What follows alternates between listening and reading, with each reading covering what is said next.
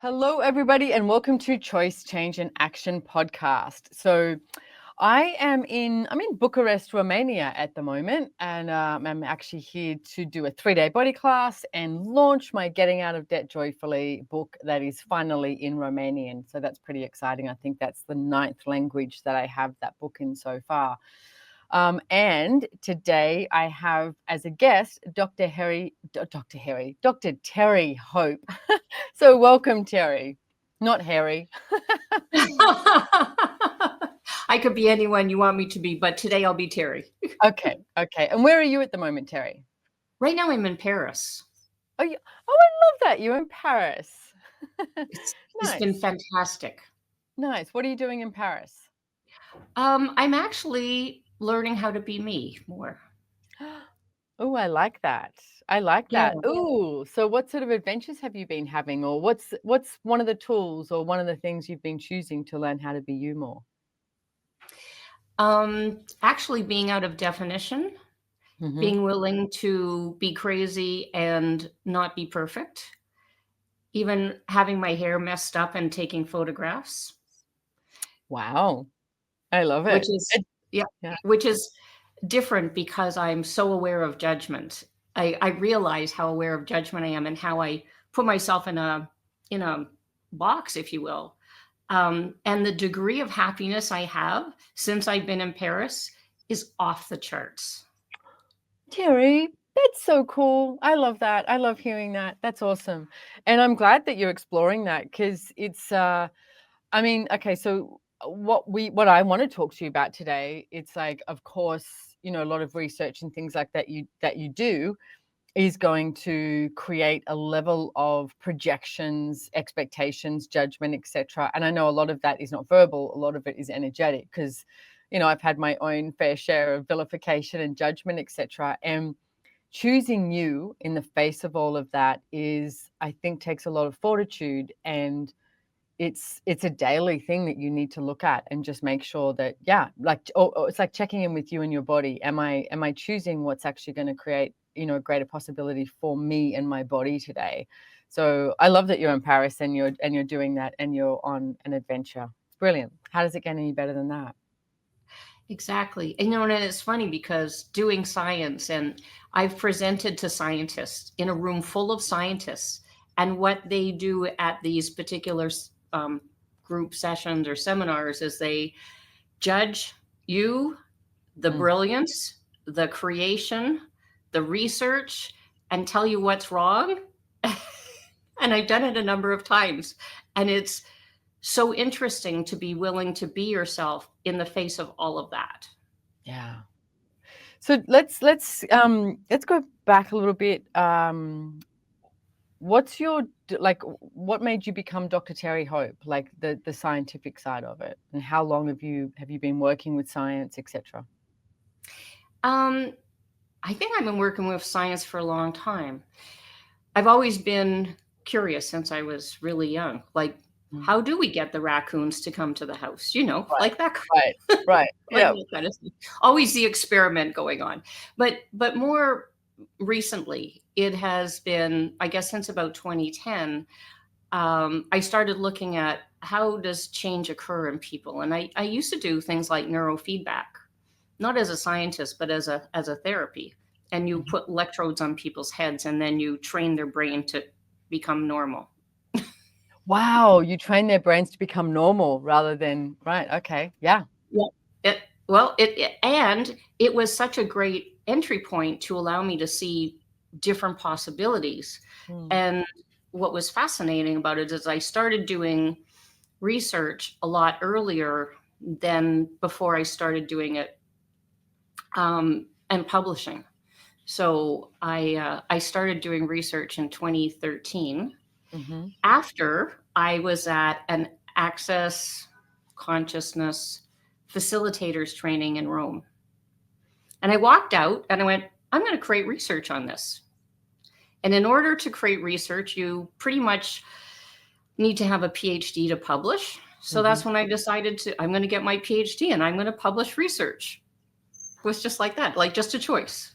I love that. And I know, you and I have spoken about this too, that Okay, so bars is one of the processes that we do in Access Consciousness. And if you want to find out more about it, you can go to accessconsciousness.com/bars, and we'll have that in the subscription notes as well. We'll have everything in the subscription notes that we're talking about today. So don't forget to everyone to subscribe, and you'll get all that information. And bars is incredible. It's 32 different points on the head that lightly touched. And the way I would describe it is, it starts to delete all of those, insane points of view, the thoughts, feelings, and emotions that keep you locked in a point of view or keep you stuck in something, rather than having that fluidity and that malleable, space to know that you have more choice. And interesting enough, when I first came along to Access, I had heard of Access, but I knew more about the questions, and the questions always really intrigued me. I mean, I remember studying Socrates at school, and I loved the way he was like, question everything, So then I came across Access, and I was like, oh God, how refreshing. I don't have to have an answer.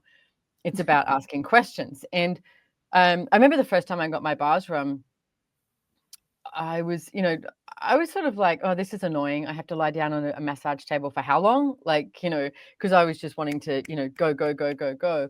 And I really didn't find bars that, I don't know, I wasn't that interested in it for a little bit. I was so interested in the conversations I could have and the processing that we could do, until I think one day my body just went, we are getting our bars run. I was like, okay. And now it's like I would get my bars run all the time, and I don't know what I would do without it, to be honest. It's the amount of freedom that it creates for me, what I'm creating, my body, everything. Sometimes I get the sense it's almost like saving the world if, like me getting my bars run, so that you don't get as like feisty or anything, it changes the energy for sure.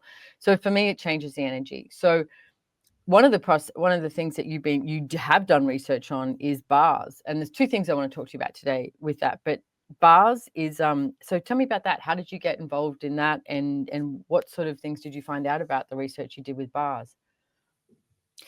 Well, I became curious about bars because I came across it at an event, and 20 minutes later, I Mm, was the happiest I'd ever been in my life. And I mm. went, what? Yeah. No And drugs, no alcohol, just someone putting their hands on your head? What? I was like, what? And it was like almost elation, which Mm, is like kind of everybody is asking for that. And I was like, 20 minutes? Are you kidding me? And I had a huge practice with people who had anxiety and depression, which I was trying to train their brains to get right. them, which Yeah. takes a long time, Mhm. can take quite a long time actually, for some people. And I was like, wow, you could create this much change that Mm. quickly. Now, didn't have anxiety or depression. I was just like a person being happy. I didn't realize there was another level of happiness available. And that That's was like, okay, I need to know more. That was sort of mhm. how it started. And I started doing my own research. And I also I did research with one of my colleagues, Dr. Jeffrey Fannin. Mhm. And together we both created research that involved measuring brains and measuring other kinds of elements. And it was fascinating what came out of it. So what's the short summary of what actually came out of the research that you did with bars? I would I know I'm say asking like for the short thing, and you've written this whole like, it's fine. No, yeah. because because I could, and we don't need to. I would say that when I look at those two pieces of research where we measured brains, the commonality in both of them was that there was more brain coherence, so more communication between brain regions. And when you have that, people think more easily, faster. They're more congruent with elements of, I'm going to call it elements of being, where it's coherent to who they are, and their brain functions better, which Mhm. we know that over time people slow down, like their brains slow down. and they don't communicate as well. And then if you have things on top of that, like anxiety or stress or depression, it becomes even more congruent. So coherence is a Yeah. big element to that. Can So, I ask you, just jump in here for a second? Because funny how you said we know how people like slow down as they get older, right? And one of the things, I have a great Pilates instructor in Australia. She's amazing, but she studied a lot of brain function as well. And I've looked at in the last few years a lot of things to do with mobility, flexibility, and strength training and all of this with my body. And what I've noticed that comes sort of weaves its way in there a lot of the times is brain function, and to change it up. Like whether I remember when I broke my ankle and I could not do any weight bearing on my foot. So every time I'm brushing my teeth, I'm standing there on my left foot brushing my teeth, and you just automatically put everything on your left side of your body.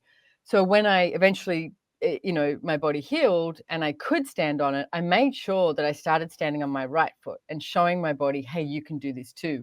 Because I noticed how quickly my body became sort of adapted to a familiar stance, a familiar, something that I'd done yesterday. Yes, we can do it again today.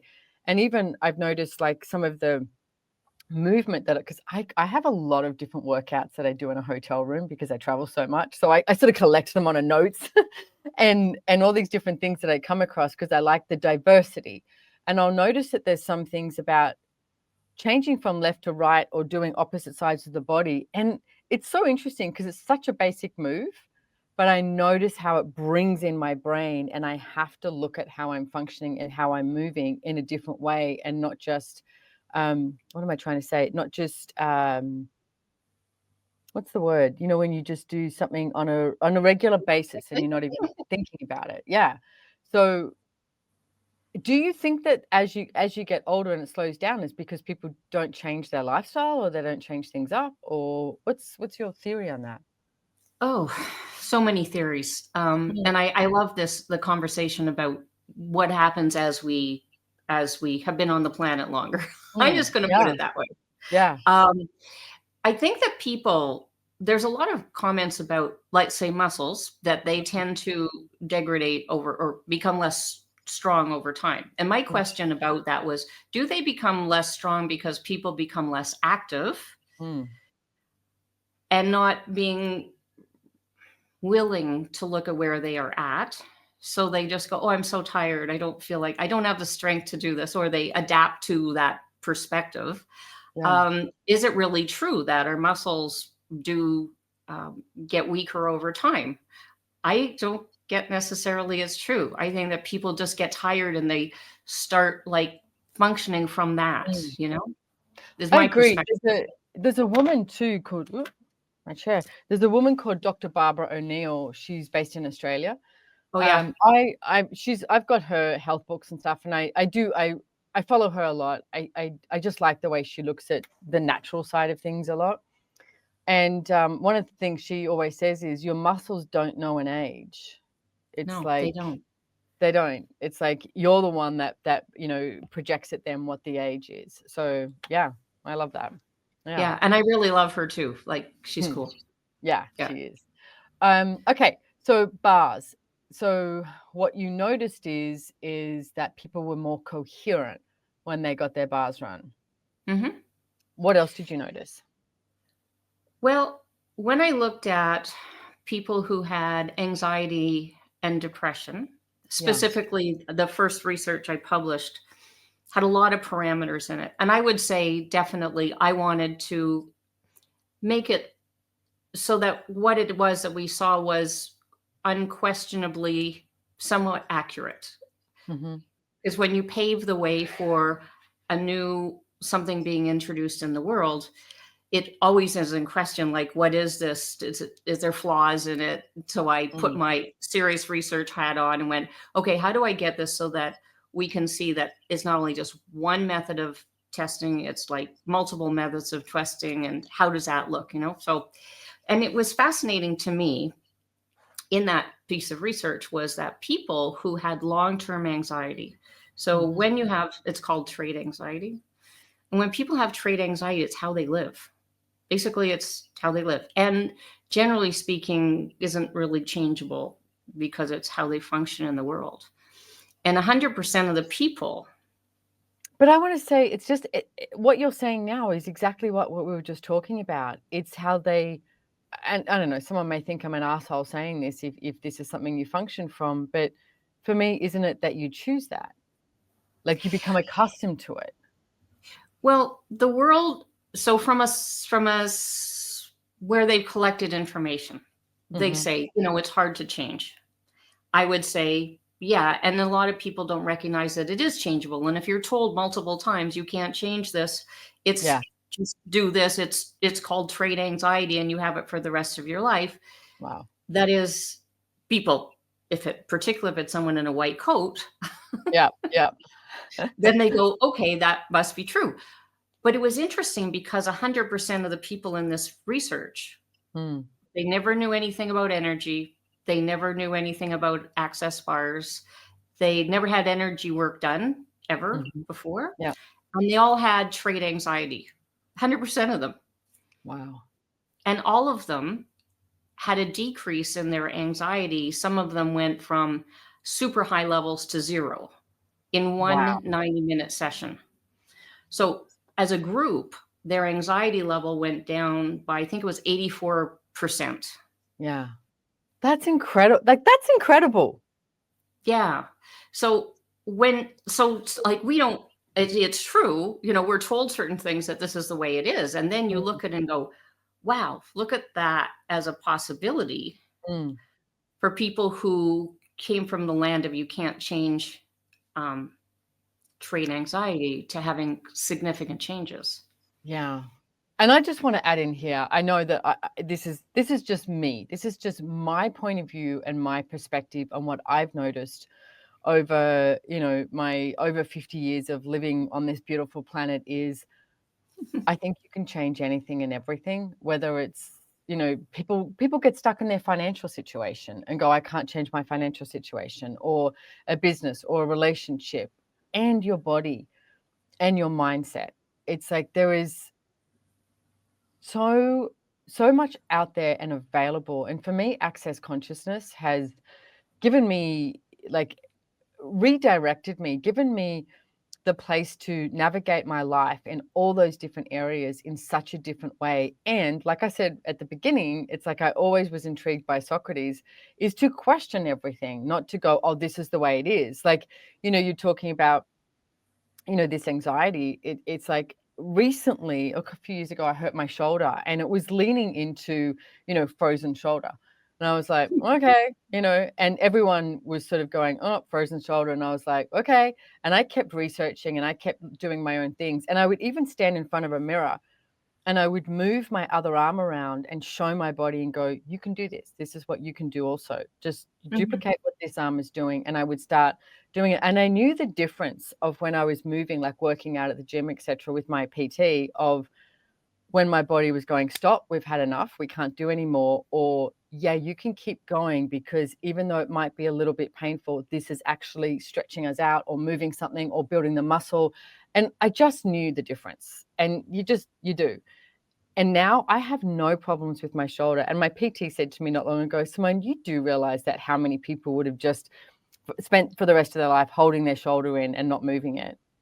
But you Yeah. went, no, that's not happening, And I think you need to be able to make that demand of yourself of no, that's not happening. And again, people may think I'm an asshole. Okay, you do you, I'll do me. And it's like I will change everything in my life and in my path that isn't working for me to be the best possible what next is available. And for me, bars has been that. All of access consciousness has been like the processing, the conversations, the body work, the bars, all of it. It's always got this energy for me of like leaping, like in leaps and bounds of there's more, there's more, there's more, there's more, there's more. But as soon as we go to that place of like, well, that's it, it can't get any better than this, or, oh, I was lucky to have this, but there can't be anything different. It's like you stop it. You literally stop the flow. And as Terrie mentioned, like that energy, the energetic contribution of something way bigger than us that can contribute, which for me is the universe, consciousness, everything is always desirous to contribute to us. But we've got to be willing to ask, and we've also got to be willing to receive. So I know this, you know this, and I love that you've done the science behind it as well, because some people require that, and I'm good with that. Well, and it really came from curiosity. Like, here's this thing everyone's talking about. Like, what exactly does it actually do anything? Like, other than, oh yeah, I feel deliriously happy. So it was kind of curious to me, and I really love the idea, like, when you're talking to your shoulder, and for me, everything is a possibility. I don't get that there's like a question in everything creates change in everything. Yeah. So one of the things that I heard you do recently, you're in a Right Voice for You class, and I was listening to the recording, and it was brilliant. And I heard you play with the mantra of access consciousness. And the mantra of access consciousness is, all of life comes to me with ease and joy and glory. Now, Gary Douglas, the founder of Access, came up with this a really long time ago when his son was taking a lot of drugs and was, he wanted his son to get clean, etc. And his son basically wasn't choosing that. And then he took the keys to his car and went off and drove out there. And he said he'd come back. He was going to get cigarettes or something and didn't come back. And Gary lay in bed all night saying, all of life comes to me with ease, joy, and glory. All of life comes to me with ease, joy, and glory, over and over again. And his son walked back in the house in the morning and said, Dad, I need help. And actually asked him for help. And that's the first time that Gary actually used those words and that request of, what would it be like if all of life came to me with ease, joy, and glory? And the part I like about this too is, it's not just all rainbows and unicorns. It's not just the good. It's the good, the bad, and the ugly. And I've been using Access tools for over 25 years, and it's something I do use a lot. Like I think that OCD, comes out of me. Like if I'm getting a massage or I'm waiting for something, I will just say the mantra over and see what shows up. And yet recently I have increased it a lot. And I've noticed that there's an energy if I'm getting, like I've got some financial stuff going on at the moment with different banks and taxes and just navigating and coordinating all of this. And anytime, I'm dealing with bank managers or something like that, and the energy that they deliver is not exactly there's infinite possibilities. It's more focused. And then as soon as I start running the clearing statement, everything just sort of, sorry, not the clearing statement, the mantra, everything just sort of starts to melt away and there's more space.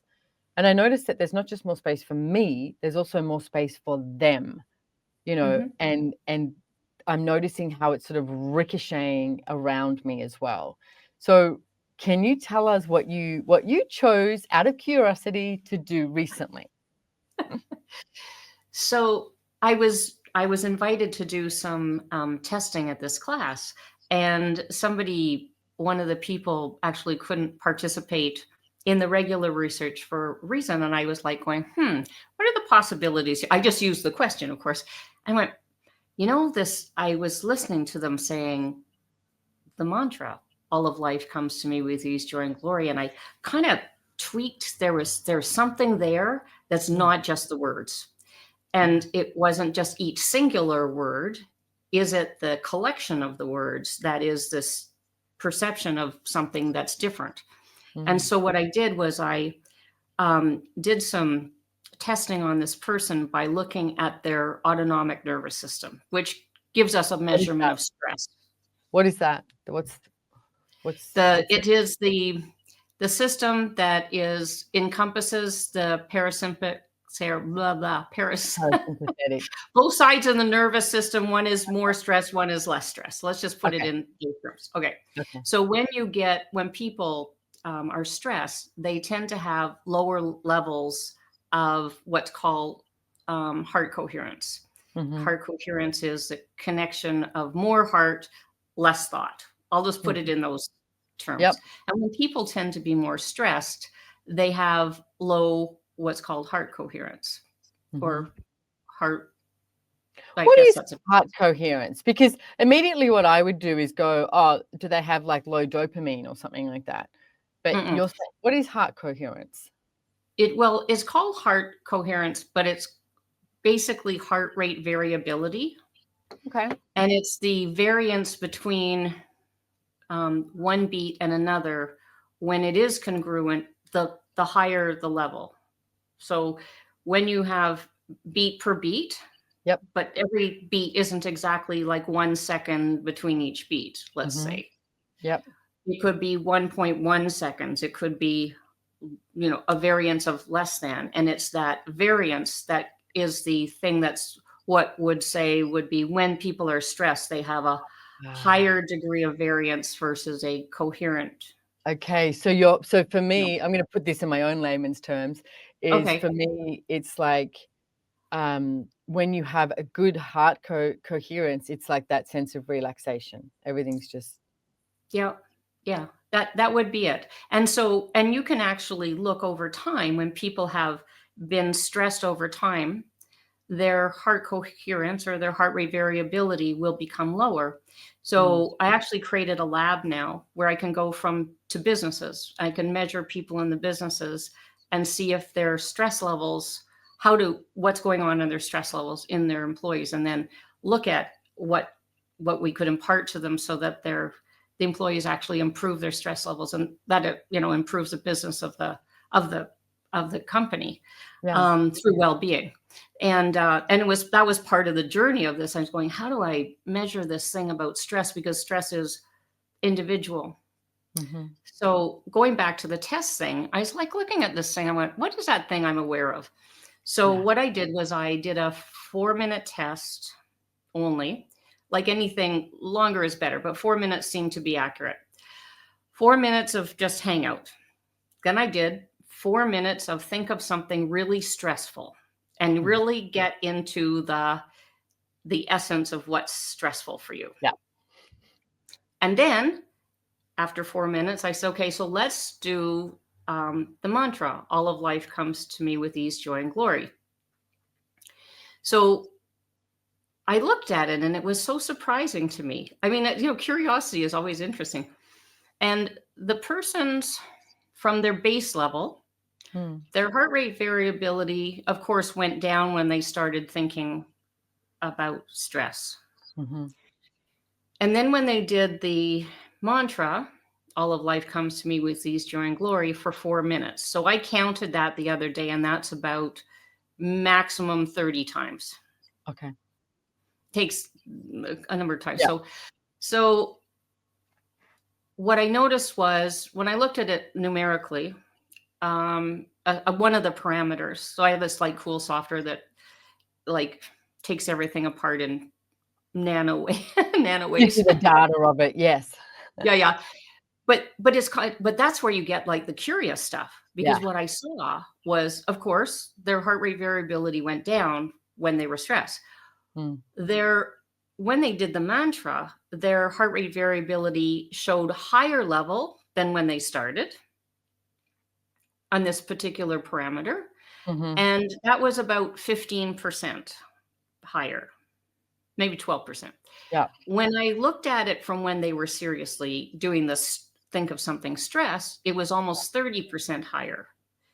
So Wow. then I went, huh, I wonder if everybody in the world started using all of life comes to me with ease, joy, and glory as a quick way to get out of a sense of stress. I Mm. wonder if that's a possibility. Wow. That feels so good. Yes.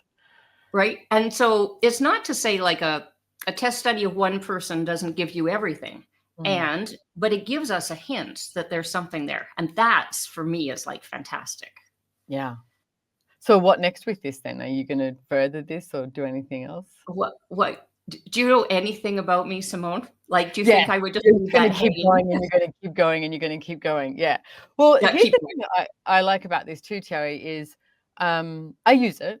I use the tools all the time. Like, I have on my phone, these questions throughout the day that'll pop, and sometimes I don't look at them for weeks or months, and then other times I look at it and I'm like, "Oh," and it just hits home and I require it. Like, I use the tools of access all the time, and the one thing over the years, so many people, including my family, have the point of view, "Oh, you're just so lucky." And I'm like, It's not luck. It's like I choose my life. I choose my lifestyle. I work at it. And when I say work at it, it's, most people go to, "Oh, it must be hard work."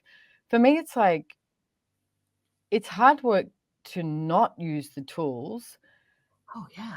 because it's like no matter, like, I mean, I just named some really popular themes that people seem to get stressed about. What, money, business, relationships, your body, travel, like all of that too. I traveled here yesterday to Romania, and the plane trips were great. I literally was walking through the airport going, God, I love traveling.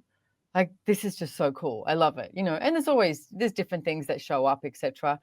And it's how you look at things and how you be with everything. And there are tools to use for you to, I'm going to say, change that vibration, that frequency that you have within you. I mean, Einstein, he said the future will be that we will be using frequency to heal. And I get that now. Like, I'm in Bucharest at the moment, and we went to the farmer's market. It was epic. Oh my God. But I went to the farmer's market because I wanted to buy some fresh food, and you could perceive the difference. And I also said, you know what? I don't know if I could ever live in a city again. I like being in cities and coming to them. But for me, I know that the frequency and the vibration that my body and I require on a regular basis is nature. It can be a mountain, a lake, a beach, woods, a park, anything like that. But as soon as I'm around that, there's something that's so nurturing for me about it. And for me, it's that same energy of all of life comes to me with ease, joy, and glory. And I think we can all be familiar with what that is for ourselves. Like, some people I know like to be surrounded by people. I don't like to be surrounded by people. Unfortunately, I am surrounded by people all the time, which I'm okay with, but I don't need it. It's not something I seek. I'm so okay being on my own. And yet, when there is this energy of contribution that comes my way, it's like the receiving of it is just like, oh, like horse riding. Horse riding for me is so nurturing and has that horse riding has that energy that I have to be totally present, and I have to be totally present and in question the whole time when you're riding. And I'm going to invite everybody listening to this. It's like, if you've never heard of the mantra before, perhaps start saying it 10 times in the morning. Oh, they say 10 times in the morning, 10 times at night is what we used to say. But say it when you're in the shower, say it when you're hiking, say it when you're looking for a car park, anything. All of life comes to me with ease and joy and glory. Even let's just do it 10 times now. It's like, all of life comes to me with ease, joy, and glory. All of life comes to me with ease, joy, and glory. All of life comes to me with ease, joy, and glory. All of life comes to me with ease, joy, and glory. All of life comes to me with ease, joy, and glory. All of life comes to me with ease, joy, and glory. All of life comes to me with ease, joy, and glory. All of life comes to me with ease, joy, and glory. All of life comes to me with ease, joy, and glory. It's like, say it as you're trying to go to sleep, or if you wake up at 2, 3 in the morning and you can't get back to sleep and you'd like to, it's like, maybe, use it then. Use it when there's something that's delayed, or even when something's great. Like, what if your life at the greatest moment that it currently is, you also asked for all of life to come to you with ease, joy, and glory, and you asked to increase everything so that you increased your receiving. Like, what if this was also about increasing your receiving of the possibilities and the choices that you have as an infinite being here on planet Earth? So I love, Terrie, when you said, what if everybody in the whole entire world had access to this mantra and was using this on a regular basis? What would our Well, world be like? yeah, and when I think about the what I don't even need the science to tell me this, but when I look at that and I looked at the difference in terms of Mm. the stress level and then what it went to, and like how it could possibly elevate everyone's experience, because it's the experience part that's the important part. And I get that there's a sense of, and I know that I trust that I'm going to see this in the research, is there's going to be a similar frequency Mhm. that comes up when we do this over long term that's similar to everyone, like it increases your frequency. Mhm. Huh, yeah.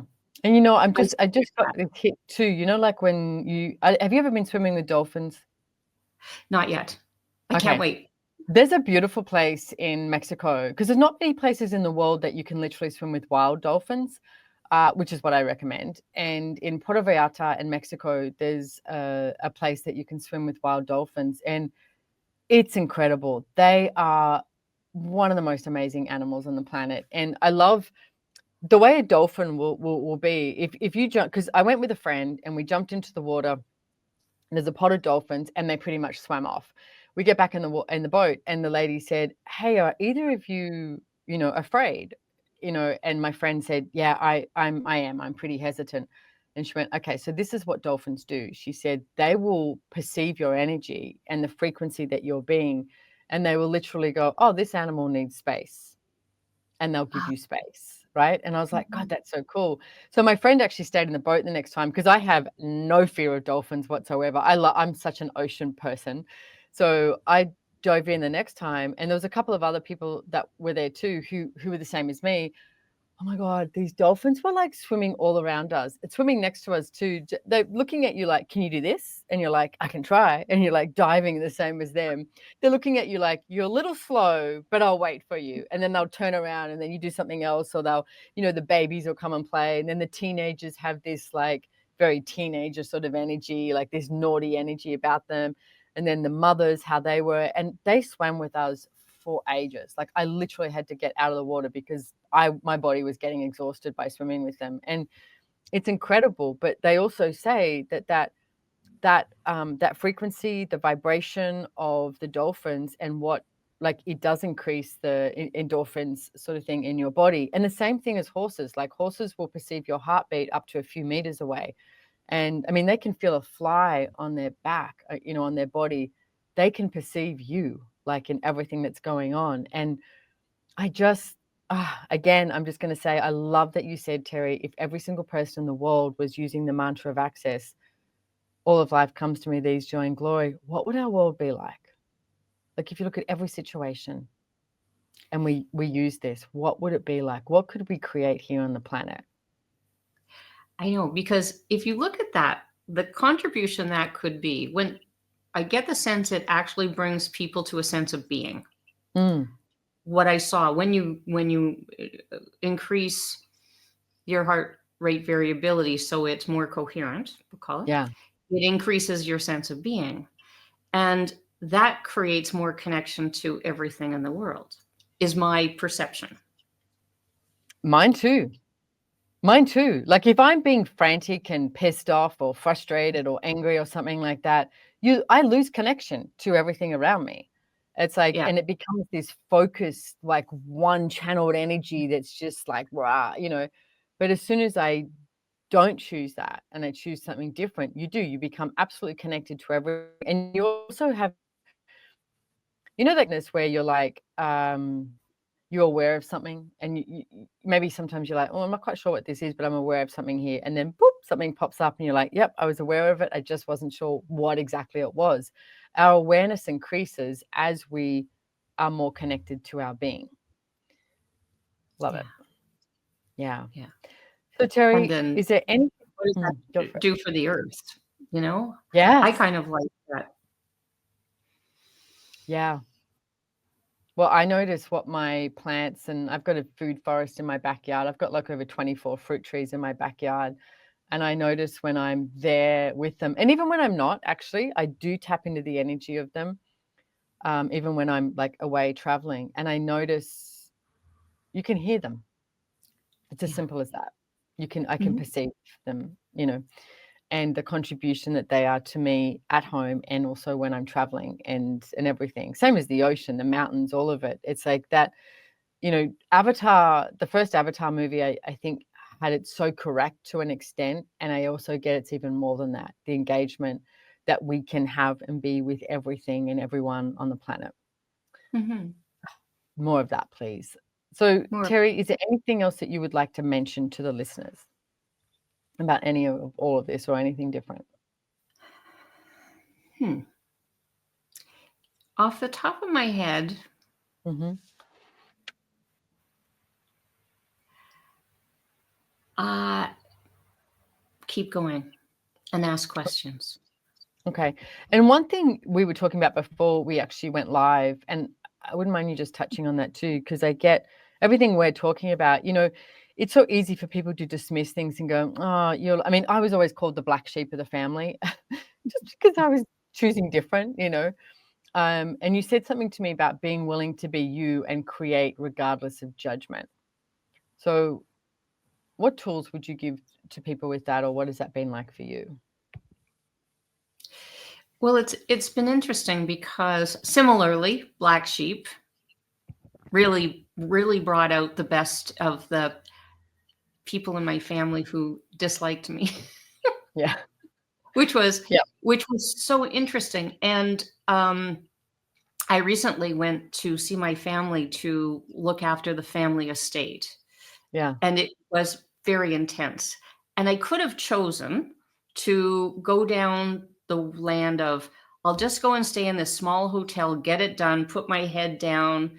do stuff that wasn't really my world, more like their world, because it was out in a small town. What I chose was luxury hotel, the Right. best Michelin star like restaurants, drove back and forth in the most amazing car, and looked at what it was that like, rather than getting it done, Mm-hmm. and I asked what else is possible here, and if I was honoring me, what would I choose? I Yeah. got off the plane and I made a completely, instead of doing what I would normally do, a right hand turn and went totally about honoring me and creating a future I'm asking for. And there was so my family were protecting themselves against me when I got to the place where we had to divide up all the stuff, which I think is so funny because I'm pretty, I really don't care to fly, but apparently the intensity of what I'm willing to be in all of that judgment Yeah. dismantles them, and they require protection because I don't Well, have they any. think they require protection. They don't Of really course, require protection, but they think, and most of the time I find that's when they can't define you anymore. Like when you exactly, become undefinable and unpredictable, which you are, everything's unpredictable, although people keep trying to think that they can predict something, but you can't. And it's like, yeah, you become unpredictable, so they have to play this victim thing. So yeah, totally different. So exactly. in the face of all that judgment, I love that you're choosing to honor you. Yeah, and it was so different for me because I think historically, Mm, I have shrunk back and let judgment determine who and what I was, and that really, how much I could create in the world, which I always thought that I always was functioning from being unlimited, yeah. until I could actually see where I was shrinking back to being less than, what was really, and when you become really what it is that you are and have no point of view about the judgments of others, Yeah. the freedom that comes on the backside of that Yeah. is remarkable. And happiness, oh my gosh. Mm, I love that. Freedom and happiness. So And why in that, not? um, I mean, this podcast is called Choice, Change, and Action. So, Terrie, what do you see yourself? What would you like to change and choose for the future? Wow, that's a big question. I know. Oh, thanks for the question.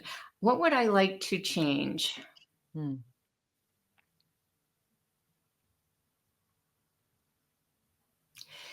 I would say, in if it's not personal, mhm. I would say I would love to have it that people could see that there's more possibilities beyond the judgment and the limitations of the way the world functions. Okay, Would be so my then let's add to that then. What do you see as the action that is required for that? for people to start being more of them, Yeah. for people to maybe use the all of life comes to me with ease, joy, and glory as a starting point. There we go. Yeah. And it doesn't the thing is it doesn't have to be hard. It No, it start with the mantra. Start with just like, what would you have to choose for you to wake up to be happy today? Maybe you lie in bed and the first thing you choose is to run the mantra before you get out of bed.